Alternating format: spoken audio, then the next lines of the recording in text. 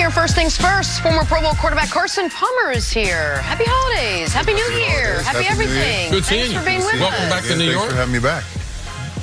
Carson, let's talk some quarterbacks. You probably know a little bit about that position. Lamar Jackson will become the youngest quarterback in NFL history at age 21 to start a playoff game. Mitch Trubisky, Deshaun Watson, Patrick Mahomes are also gearing up for their playoff debuts.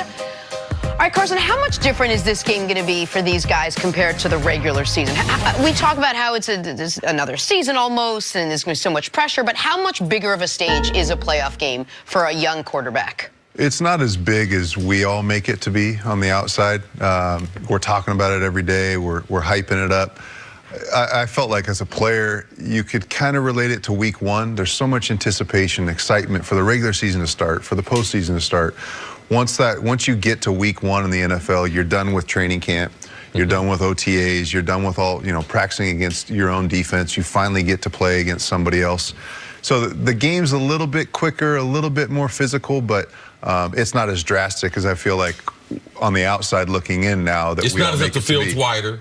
It's not like it's longer, the speed and everything, but there is some anxiety to not being successful that you don't have typically in the regular season. When you start the first game, it's like, if we lay an egg, we got 15 other games to be able to try to get it together. That part is drastically different. There's more pressure, no doubt, absolutely. But I don't think guys hit harder or tackle harder or run faster.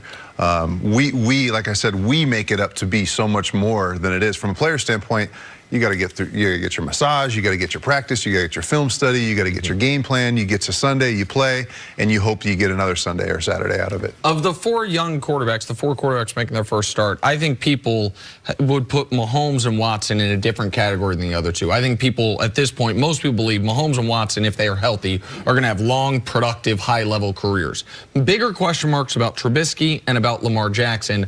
I'm curious your thoughts on both of those guys. We'll start with Lamar, who's playing a different style of quarterback, certainly than you played and than most guys have played, but the team, and he's been very successful during this run since he took over.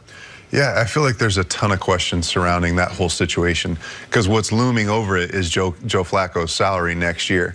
At the end of the day, and we're going to find out in these playoffs, at the end of the day, the quarterback position is one from in the pocket, and we're going to find out if Lamar, at some point, he's going to have to win a game in the pocket.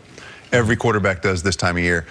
It's been phenomenal on the ground, and the defense has played well. But if they get behind and he has to sit back in the pocket and beat you without using his legs, we're going to find out the future of the Baltimore Ravens. Are they going to get rid of Joe and get rid of that salary and say that Lamar's our guy? Or is there a little bit of uncertainty there that they're worried about next year and the following years? Is Lamar going to be the guy? Yeah, I think Carson makes a great point talking about as far as the quarterbacks and what they have to do. Their overall preparation.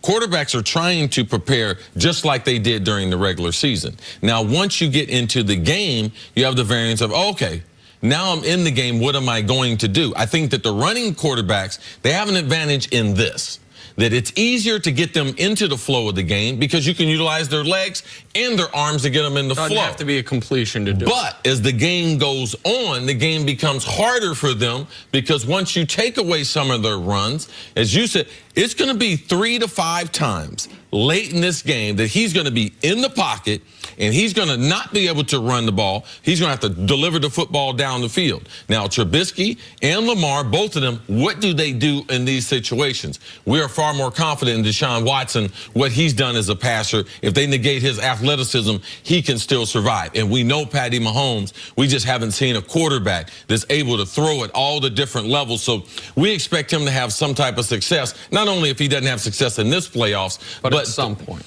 At the end of the day, Dak talked about, hey, you get paid for winning in the playoffs.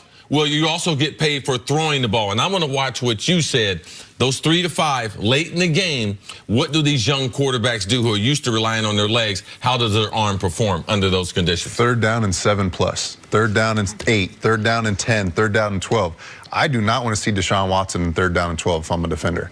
He can take off and run like you've seen him do it all the time, and he can throw the ball over the field. Lamar, that's what we're going to find out. That first 3rd and 6, that first 3rd and 8, where you can't run the quarterback power or the QB draw, when you have to sit back and throw down the field concepts to get first downs, that's where this game's going to be won or lost. We talk so much about Nick Foles and why this Eagles team seems to be playing better, differently, with more of a sense of desperation, if you will, with Nick Foles as opposed to Carson Wentz. We use the word magical, but you almost say it and you laugh a little bit. But how do you explain how this team has stepped up with Nick Foles under center? I think belief would be a key word for that. They believe in Nick. And not that they don't believe in Carson Wentz. Carson Wentz is an unbelievable talent. He's just been banged up for the last year and a half. But that team has seen Nick do it. That team has been in the huddle with Nick in the Super Bowl against the Patriots on the biggest stage. So I think belief. There's so much belief in that locker room that when Nick Foles is in there, they're as good as any team in the nation. Can you give us an example of what you've seen? Because you have a guy that not only unfortunately you were injured in a playoff game, but what you've seen in NFL locker rooms as far as that confidence, guys having confidence in that backup compared to, oh my gosh, the season is over with when that backup comes into the lineup. 99% of the teams have that feeling when the second string quarterback comes into the game. The negative feeling. The negative feeling, yes. Oh man, there goes our season. Right. 99% of them. There aren't many teams that are fortunate like the Philadelphia Eagles to have a Nick Foles, a guy that's been the starter there for that organization years prior. Right. And then last year he took them to the Super Bowl and won it, and were the underdog of the century and beat, the reigning champs, the New England Patriots. So they've seen him do it. They've watched him do it. They've seen it's not too big for him. They've seen the way he handled winning the Super Bowl and being the MVP. There's a ton of belief, and they love Nick. And some of that love and some of that belief comes from, isn't it nice that the other position players, they don't have to change? Where the coach is not saying, I need you guys to do more. I need you. All they have to do is play the same game that they're playing, and collectively as a team going forward, I think that gives the quarterback and the team more confidence. Well, look at the situation in Baltimore. If Lamar were to get hurt and then Joe Flacco comes in, everything's offense changes completely. Right. The play calls, the formations, the personnel groupings, everything changes. That's a lot of pressure on everybody. Oh, everybody on defense is going, oh man, now we got to start throwing it. We're not going to run it. We're going to be on the field more. We're going to be more tired. There's so many little factors that build up upon that. Well, you look at them, nothing's changed.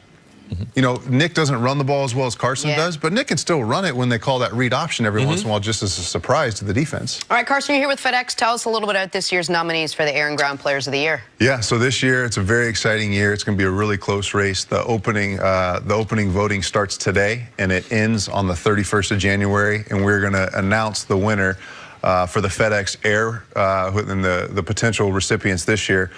For the Air are Patrick Mahomes, who's getting my vote, Phillip Rivers, and Drew Brees. And then on the ground, it's Ezekiel Elliott, who is the reigning yards champ from this past year. You got Todd Gurley, and you've got Saquon Barkley here in New York. So wow, it's going to be a tight race. I'm voting for Patrick Mahomes with the 50 touchdown passes, and I'm voting for Ezekiel Elliott. But it's a great race. It's going to come down to the wire. Carson, thanks so much. Thank Much you. appreciated. Thank you. We'll all make sure to vote at NFL.com/FedEx. Much more First Things First right after this. Yeah, you too.